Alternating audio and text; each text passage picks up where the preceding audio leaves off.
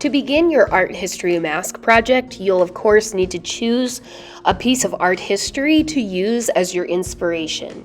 We're going to be looking at different museums around the world, all their galleries, to choose a favorite piece as our inspiration. So to find an artwork, go to our Google Classroom and click on the assignment that says Art History Masks.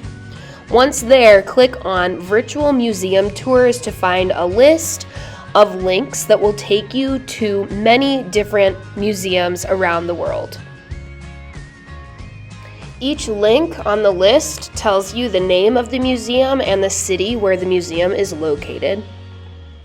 Choose your favorite one or multiple to see what you can see. Sometimes the links will simply take you to the museum's website where you can search through their galleries. Sometimes the museum website will actually have a virtual tour available to you, like the British Museum of the World. As you can see in this case, once the website loads, it's actually a virtual tour that you can walk through, quote unquote, to see the works in the museum. Once you've searched through many different artworks and many different museums and found one that you really enjoy and appreciate looking at, then you are ready to move on to the next step. You could also think of a specific artwork that you know of and search it up on the different websites to find out which museum has your artwork that you had in mind. That's what I did. I know of this awesome Hokusai woodblock print that I love. It's one of my favorite pieces of art, and it just happens to be at the Met Museum. So I actually searched for it, and that's the artwork I'm going to go with. Once you've decided on your artwork, it's time to click on the Art History Mask worksheet in Google Classroom. You will need to complete this worksheet online and turn it in to me when you are finished. It requires you to include a photo of the artwork you're choosing as your inspiration. This can be copied and pasted from the museum website. It wants you to enter the title, the year created, the artist, and also the reason that you chose this artwork as your inspiration. Please make sure that you have at least 100 words to answer why you chose this piece. Remember, this document needs to be turned in to me on Google Classroom. Once you've decided on and researched the artwork that will be your inspiration for this mask, it's time to plan out your design. How are you going to incorporate this piece of art history onto a mask? You will receive a worksheet with a simple oval on it that will represent the mask shape. And you need to draw out or sketch out with pencil your plan on incorporating your piece of art history onto this mask. And a requirement of this design is that it needs to break the silhouette or the outer shape of the mask. So notice the great wave from my art history piece is extending past the oval. It's breaking the silhouette, and I am going to be creating that part out of a carefully cut piece of cardboard. No matter what design you choose to go with, make sure that you have added an extra 3-dimensional element of cardboard that will be extending past the silhouette of the mask. After your pencil drawing is complete, trace it with a black Sharpie and color it in with colored pencils. You are required to color in this plan with colored pencils so that you know when it comes time to paint your mask what colors you will be using. Once you've got a good plan going and a great inspiration for your mask, it's time to start building it. And we are going to be using something called a mask mold to get the proper proportions and shape of the face. And first you need to label this mask form as your own by putting a piece of tape on the back of it and writing your name on it very clearly with Sharpie. And then get yourself ready to go by taking off any jewelry you have around your hands, like rings or watches. we're going to be dunking these strips of plaster into water, and it gets really messy, so make sure you take a moment to take off any important items to you, and maybe even wear a paint shirt. Why not? And when you're all set with your mask form that's labeled, plaster, and a bowl of water, pick up your pieces of plaster one at a time, dunk them into the water, and drape them over the mask mold. Once it is laid down, you definitely need to take a moment to smooth out the bumps with your fingers. Plaster will dry just how it looks. In other words, if you leave it bumpy with those holes in it, then it's going to dry just like that. If you smooth it out, it's going to dry really nice and smooth, making it easier for you to paint. So your job is to cover this entire mask mold way down to the flattened area around the edge. And what you need to watch out for as you lay these pieces of plaster is that they don't bunch up like that. That's going to leave a really bumpy, crazy texture on your mask. Unless that's what you're going for, I would not allow the plaster to do that. And I would take a moment to unroll it and lay it flat to make it easier to paint. Of course, you could use that as a tool to create your image from art history, but for me and my design, it won't help me to have rolled up bits of plaster. So again, we want to take this plaster all the way to the bottom rim around the mask mold. So I'm about to speed things up and continue wrapping this thing to cover the entire mask mold up to that point. And I want to have at least 2 or 3 layers of plaster on this mold so that I have a strong mask at the end. And make sure that you evenly cover the mask mold each time before you start your next layer. That way it'll be a nice even thickness all the way around. Once you've evenly covered your mask mold all the way to the bottom edge of it, and you've had at least 2 or 3 layers put upon it, you are ready to let your mask mold dry. Remember, the plaster is going to look exactly like it does right now, it's just going to be dry.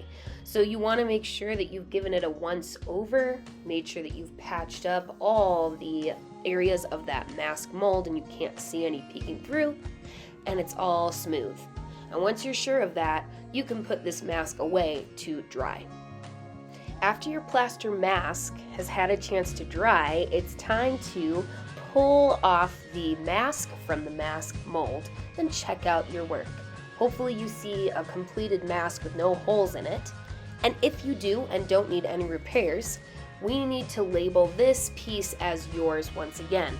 So carefully peel out your tape that has your name on it from the mold and transfer it onto your plaster mask.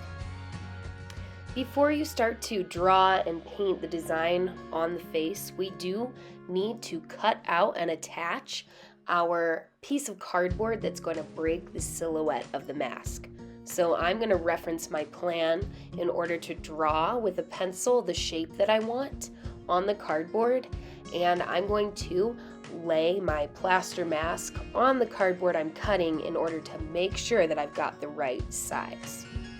It's important when you're drawing the shape that you want to be cut out of cardboard to be rather large and maybe more simple than you had drawn on your plan, because cardboard is really hard to cut, and so any really fine details or sharp curves or tiny details won't work so well when you cut it out. So you might have to enlarge or simplify the design, and I can help you make those changes as needed.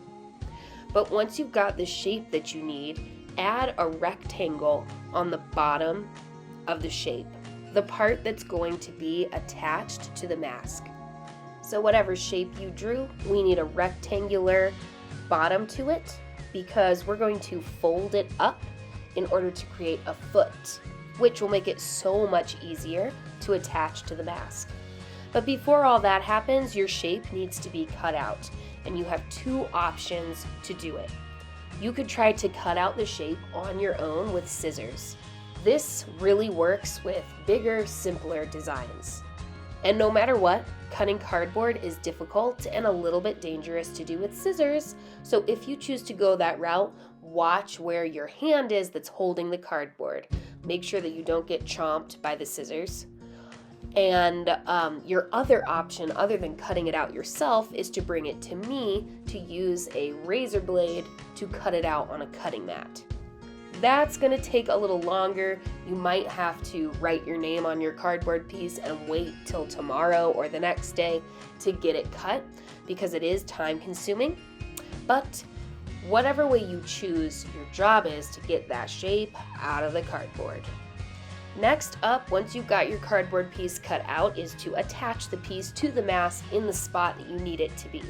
So hopefully you listened and you have a rectangular area at the bottom of your shape, and you are going to crease and bend the cardboard at the very bottom to create what I talked about before. It's something called a foot, and it's a very useful tool in sculpting, especially with paper, because now you have an area to tape or glue your cardboard onto the mask. And we are going to be using tape for this. So once you've got your foot bent and you've got your placement all set, get some masking tape and tape the foot horizontally, side to side, and then 1 or 2 vertical up and down strips on each end of your first piece to really secure it so that no pieces start peeling up. Once your 3D silhouette breaking element is secured strongly with tape, it's time to get out the plaster once again because we need to cover the tape and the cardboard piece front and back all the way around with plasters that we can paint it. It'll obviously turn the cardboard piece white, which is a nice canvas to create our designs on it. So when you're ready to go, dunk small pieces of plaster into water and then drape it. Make sure you cover up the tape because it won't look the same if you paint plaster versus tape. So you want to cover up that tape with plaster and also secure even more that cardboard piece to the rest of the mask. And again, double check that you are smoothing out the texture, making it easier to paint in the end. Also, remember to wrap all the way around your 3-dimensional piece, including the back and the sides and the top, everything. We don't want to see any more cardboard when this is done. And you also want it to be strong, so you want at least 2 or 3 layers of plaster on this. Your mask needs to be completely dry before you move on to the final step of this mask project, which is to design and paint it. Once your mask is dry, pick up a pencil and sketch out your plan. You might have to change your plan just slightly after you realize the curves and proportions of this face and how you need to work with it, and that's okay, as long as your initial inspiration is still there and still strong. And don't worry too much about the pencil drawing. It's really hard to draw on a plaster mask with pencil, first of all, and second of all, your drawing is going to be covered with paint. So really, you just need to plan out the main ideas or the big shapes in your design. Before you start painting, you might want to also take up a pair of scissors and cut the perimeter carefully around your mask to make it really nice and even and have no danglers. Once that's all done, you've drawn out your painting plan and you've trimmed the edges, it's time to pour yourself some acrylic paint in the color scheme that you planned and have a blast painting this mask. I highly recommend putting in your colors first, and then after all the colors are painted in, going around some of the shapes in the image strategically with a dark color and a very thin paintbrush to make certain parts stand out in the picture to become more clear. couple of fun elements that I added to my painting was splatter paint to look like the drops of water coming off of the wave, and also just a little bit of glitter in certain white areas of the painting to give it a shiny look. I'm really excited to see what you do with yours. See you later.